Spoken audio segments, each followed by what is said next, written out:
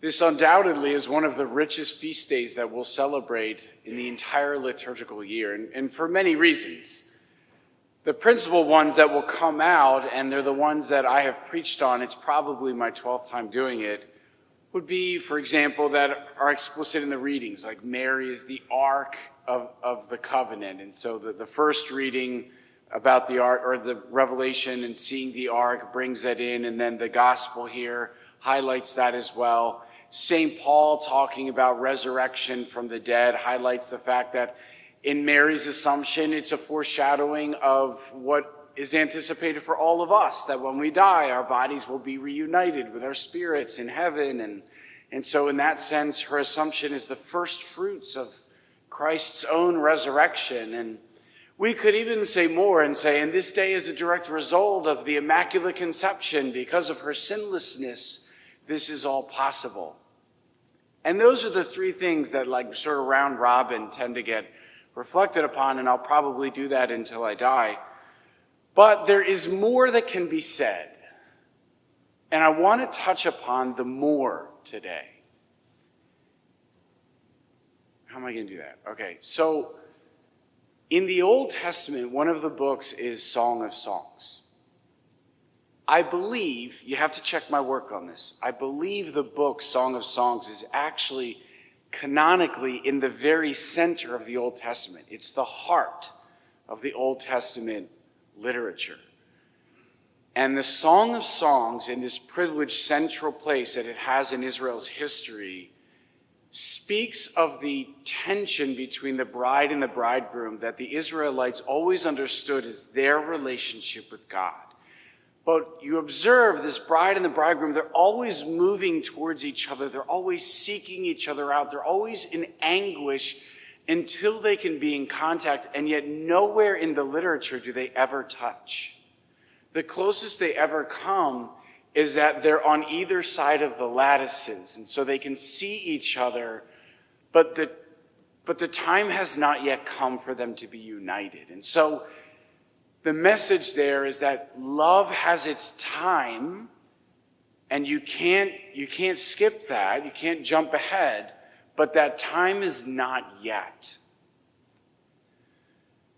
We can feel that tension and that desire in the Jewish people waiting, but embodied into the person of Our Lady. And in fact, this is so important in their mind that even John's gospel will pick up on this. So he takes chapter 3 of Song of Songs in the resurrection scene, and he just imitates it.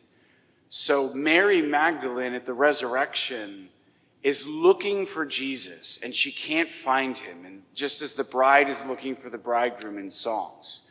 And then the bride runs into two watchmen just as Mary Magdalene turns around, and there's the two angels. And she says what the bride says to the watchman, "Where is he?" And then the bride turns around and poof, he's like right in front of her. And then Mary Magdalene turns around and poof, there's Jesus. But what does Jesus say to her? "Don't touch me. I have not yet ascended to my Father." And so she's grasping as the bride does, and Jesus is saying it's not yet time.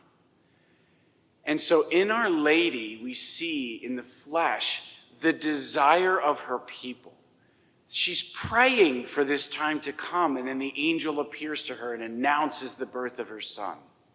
And so now that time is imminent.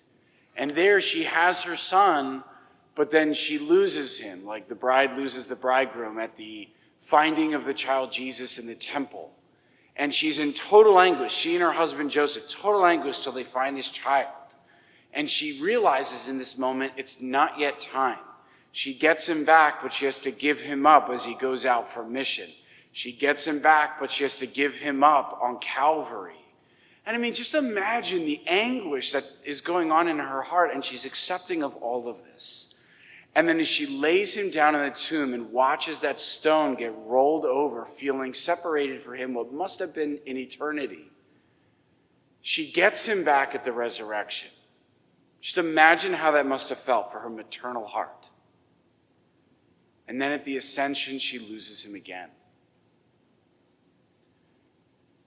today, love's time has come. Today, she goes to be with her son, and there's no losing him ever again. And the fulfillment that is going on in her heart and the event that we are celebrating today is indescribable.